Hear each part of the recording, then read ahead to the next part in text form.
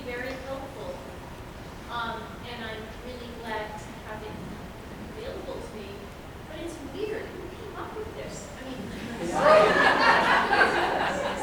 you know, like how this came to be. Well, yeah, Phil Manfield explained the whole thing, and I forgot what he said. But I think it wasn't a discovery in a moment. I think it was over the course of a couple of years, tweaking and tweaking and tweaking. And even after he published this paper, he continued to tweak it, and so it's still really in development. Yep. Other comments on your experience as a client? Yep. I had a very, very powerful experience. I noticed that every time our president does something, I have a very visceral, extremely disruptive and visceral reaction. So I chose that. And in particular, I chose the name calling and the pencil neck that we heard in the news.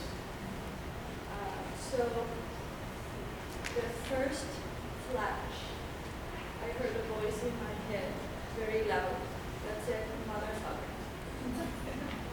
Pardon my French. And the second memory that came without trying to think of it, it just came, was the dictator in Argentina that affected me and my family so much that we had to leave everything behind.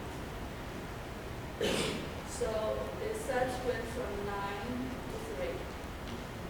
Just as. So you picked something big, and it still made quite a dent. Okay. Okay. I noticed that without being conscious, the positive thing that I picked is actually repetitive for both the group exercise and the one that we did together. Okay, I'm going to say that again because I can hear you, but I don't know if everybody did. The client unintentionally picked a positive image that had a sort of direct reparative relationship to the trauma memories. So there was, in terms of introducing and reintroducing corrective information, you kind of set yourself up for that, didn't you? In a nice way. Okay. Okay. So, I want to tell you a little bit about the research on Flash, except it's sort of too late because you just sort of demonstrated the results here. But we've got hundreds of people in different Flash workshops in the United States, Australia, and Uganda. We're just writing up a paper, just getting ready to send it out in another week or two. And this is pretty much what we found, is that people can very quickly feel quite a bit better about something. And at 1 month follow-up by email, the benefits persist, on average. So you don't have to read the paper now. You were there. Okay. Yeah. So many times I come to trainings and they say, well, here's how you do it, but don't go out and do it with your clients just yet. Can we take this and go run with it? That's a couple slides away, it's coming. Okay. But the short answer is yes. Okay. Okay. So what could possibly go wrong? The main thing that goes wrong is that the client will actually open up the memory despite your instructions. Well, let's do a little thought experiment here. Don't think about pink elephants. How's it going? Right? So, even though we tell our clients not only not to think about pink elephants, which is hard, but we actually give them something else to think about, which gives them a chance of not thinking about pink elephants, some are still going to think about pink elephants despite our instructions and their own best intentions. Let's check in this room if, when you were the client, you actually opened up your trauma memory during that flash, even a little. Raise your hand. about a quarter. It happens. It's not unusual, okay? Quarter to a third. So if it's just a quick flash and then you're going again, it's all right. But if you kind of start getting into it, that's not really flash anymore. So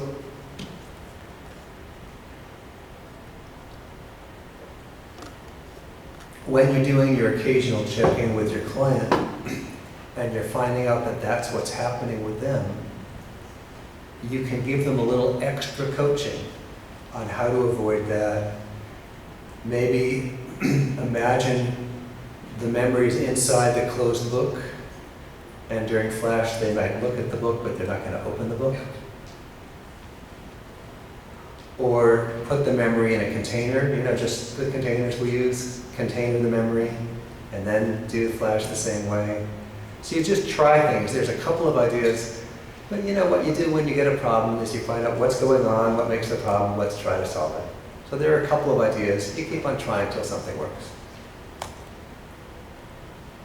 Maybe it's not really going how you think it's supposed to go, and one possibility could be that the feel-good image, they're not really able to get into it. It's not really live for them, it's not engaging for them. And so you might have to either tell them, well, turn it up a notch, make it more intense, or maybe it's just the wrong image and they've got to come up with one that's going to work better. If it's still not working, it might be because it's not going to work. And often that is because, I would say usually, that's because there's a feeder memory underneath that prevents them from getting anywhere on this one. Because if this is what you're focused on, but a lot of your reaction to this is from some other memory, it's hard to get this memory to move. So, also, if you're going to do a test run with your client, we often do that.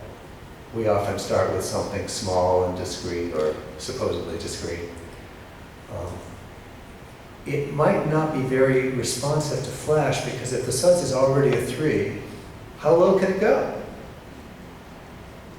You know, it might go from a 3 to a 2 or whatever. So if you start with a low SUDS memory, don't have very high expectations about the great changes that are going to happen, because there's not much room for change. Yeah. Consider the unprocessed memory underneath. Would you have them contain that if it was discovered? That there's another memory? Okay, so what if flash isn't going the way you expect it to go, and you think there's an unprocessed memory underneath that's interfering? I guess it depends on the context. I would want to find the unprocessed memory underneath and work on that one first. Work on it in flash memory. However you're going to work on it.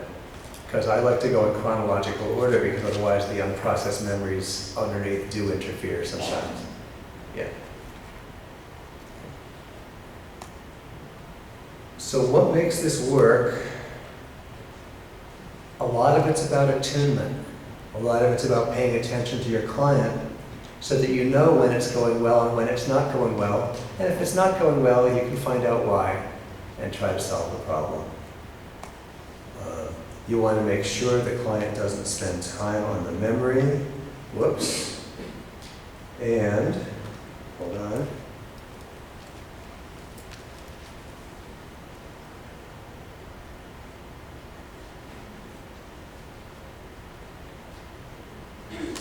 This slide was missing something.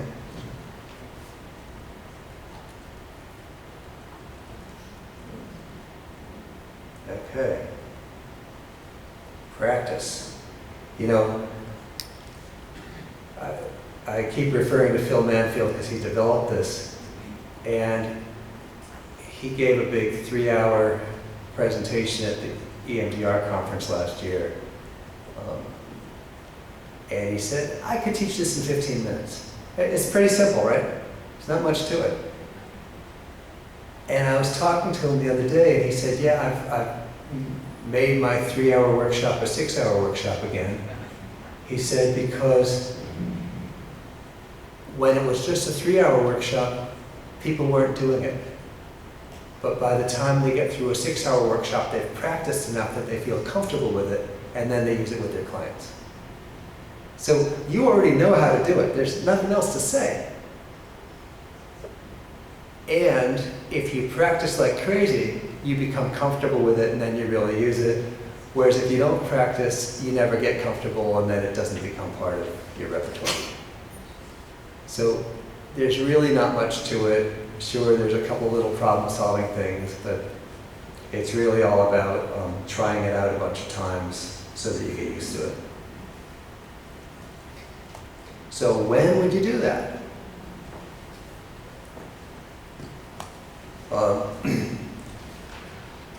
One time to do it is, you know how you have a client who will tell you, this memory is what messed me up, that's where my problems come from, and oh, by the way, there's no way I can go there.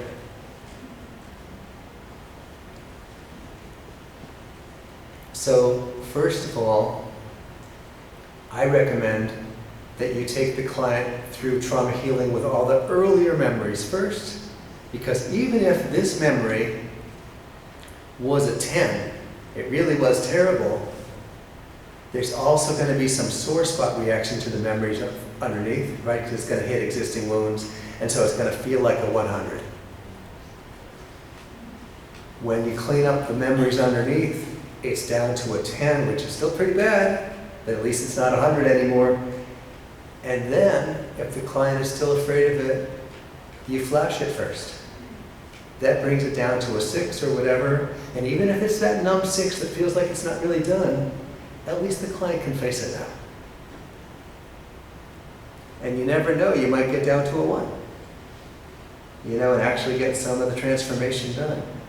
So one time to try flash is to take the edge off a memory so that a client might be willing to face it when otherwise they might not have been able to. This is also helpful for clients in terms of their window of tolerance, because you can flash something without challenging them too much, so that then what's left they might be able to work with better than if you started with the whole difficult thing.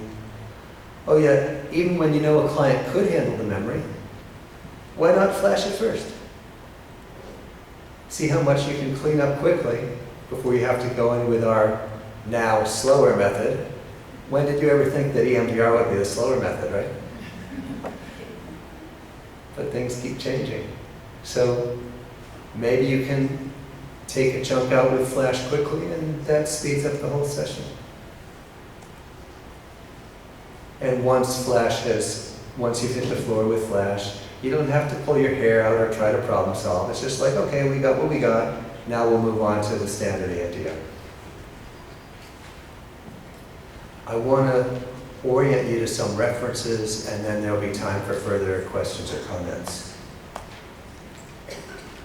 I got a couple of blog posts. If you go to trauma.info website, you can get the link to the blog right in the front of the website, and you scroll down to about a year ago. Oh, maybe 2 years ago, a year and a half, where I introduced Flash and explained that you don't really need that one anymore, but the next one is really cool. So that's from about a year ago. How does Flash work? It's another blog post, and the comment section is amazing. It's like having an expert panel at a conference on this cutting edge thing. So Phil Manfield's there, Bruce Ecker is there, he's the leading explainer of memory reconsolidation for therapy. Graham Taylor's there. A bunch of people weigh in, and it's just an amazing discussion of what's going on in the black box. Then there is, of course, Phil Manfield's first paper, and I also encourage you to go to Phil Manfield's website and watch him do it with clients. It's another way to get some practice without actually risking practicing, but you get more experience that way. This is all on your handout, by the way, that you can get online if you didn't already, and the script is also in there, in the handout. Okay. Questions or comments? Yes. I think I understood you to say earlier that when we say flash, that represents traumatic memory. Is that correct? When you say flash and you're asking the client to blink, flash kind of represents the memory that we ask them not to think about. Could we tell them that? I would just use the script, right? Do things the standard way. And if it works, that's great, and it usually will. And if it doesn't work for some reason, then you solve the problem. So we have already identified the memory that we're going to be working on, and then the script gives the explanation to the client that usually works. Well, I'm just asking because I experienced flash in my own life, and I didn't know that blinking represented the memory, but to me, it worked from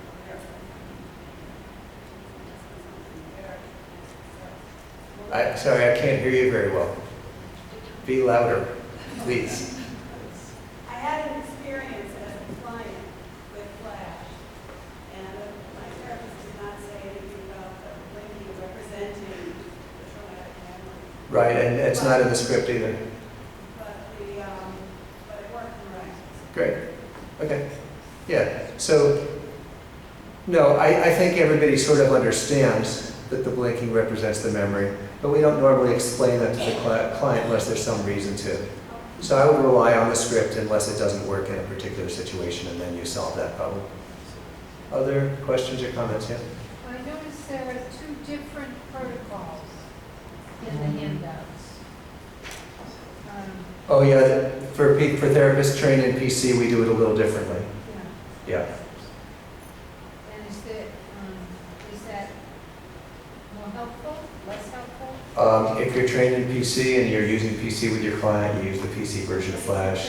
If you're trained in EMDR, you're using EMDR with that client. So I use whichever version I'm using. If I'm doing PC with a given client, I'll do PC Flash. If I'm doing EMDR with a client, I'll do EMDR Flash. We haven't compared them yet in research, we will. So meanwhile, they seem about the same to me, but I haven't tested it. Okay. Other questions or comments or complaints? Yes. Would it change anything about indications, contraindications, if a very prominent part of disturbance associated with memory was somatic?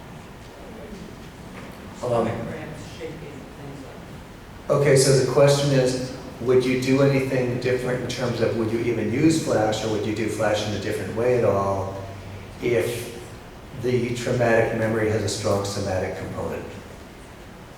At present, the answer is no. That doesn't mean it's the right answer. It just means that Flash is too new to be able to answer that nuanced question. You're not saying, no, don't use it. You're saying, no. I would just use it normally and see what you get. Now, one of the things we find is that Flash seems to be pretty safe. It's pretty unusual for Flash to lead to increased disturbance. And so you got nothing to lose. It works a little, a lot, not at all, so what? Because it's designed to avoid getting the client to open up and activate their memory in a way that's going to blow their container. So you're good.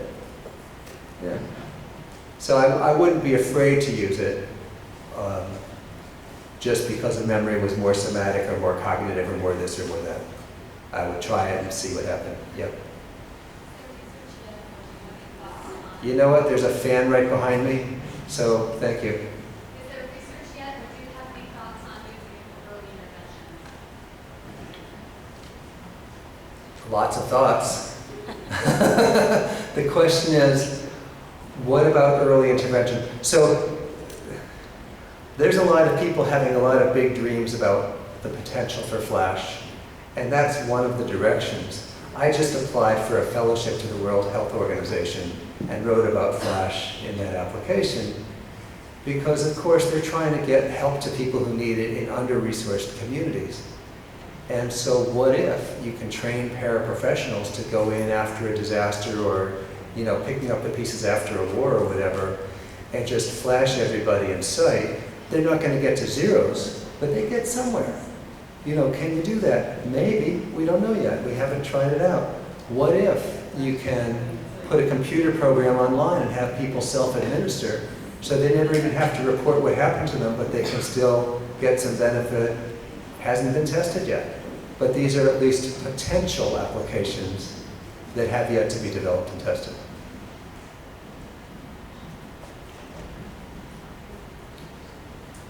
I have a long-term client who is very resistant, avoidant of bilateral in any form. Mhm. Self-administered, bunny rabbits, feather dusters, pointers, I've tried everything. I'm intrigued by this because it's designed to keep the box closed. Yeah. How can I introduce this, and is the bilateral absolutely mandatory? Okay, so the question is, for a particular client that's very skeeved out by bilateral stimulation, my paraphrase, can you find a way to do flash with that person because flash seems to be so well contained? I can think of a couple of ideas. I don't know if they'll work or not. I mean, your guess is as good as mine, but I'll give you a couple of ideas. One is to explain to that client, hey, there's this way of doing it that keeps it in the box. You want to try it. Another is to say, oh, but I know you don't like that bilateral stimulation stuff. It would probably work just as well if you copied a drawing from this page to that page. At least EMDR does, by the way. Right, or just... No, not bilateral stimulation, but a picture of a cow. And you see this picture while we're doing this, and I'm telling you to flash now and then, draw the same picture on this new page. Okay. So another way to take some attention. Okay, so it's holding the attention while... Yeah. Okay. I don't know, I would just try stuff. I'll experiment on Tuesday, I'll send you an email. All right. But these aren't answers, this is just, you have a problem, you try to solve the problem. Exactly. Yeah. Other questions or comments? Okay. Yep. Actually, I had someone I was working with who had come in who had a recent, just a few days before, extreme trauma. So he was still in basically acute stress response, a lot of activation. So I'd spent a lot of it just trying to resource to get him calmed down, but also wanting to, in the back of my mind, the sooner we can process this, the less chance of stuff setting in. Right. So with him calmed down, I did try the flash technique, but even just the tiniest flash, just the whole house of cards crumbled and he was back into it again. So after a few really gentle things, I just went back to resourcing. Okay, so here's a story, a recent example where somebody was super activated by a recent event. And it's, you know, to the extent that it was kind of overwhelming and live all the time. And the therapist helped him to contain it a bit, tried flash, that blew out the container. And so there was a situation where flash was actually was destabilizing. Of course, you did it wrong. No, I'm just kidding. I had no idea. I figured that. But that's really a question. Is it, if he knew more about how to do flash, would it have gone better? Or are there really situations where flash destabilizes people? Flash is still so new that we don't know the answer to that. So it's kind of exciting to be part of something new, and you all can be part of developing it just by trying it out and talking with each other. Send me emails about your experiences, and we keep learning. Okay. Other questions or comments? Yes? Yes, good question. After you've done the single flashes and then the triple flashes, and you check in with the client, and then you go back, do you go at that point to triple flashes again, or do you start beginning with single flash? Okay, so you've done some single flashes, you're checking in now and then, you've done some triple flashes, you're checking in now and then. The only reason you'd go back to single flashes is if the triple flashes are messing up somehow. Like if they can't stay contained, then you'd go back to the single. But if they're working okay, you just continue with the triples. Other questions or comments? Okay. Thank you all. Have a good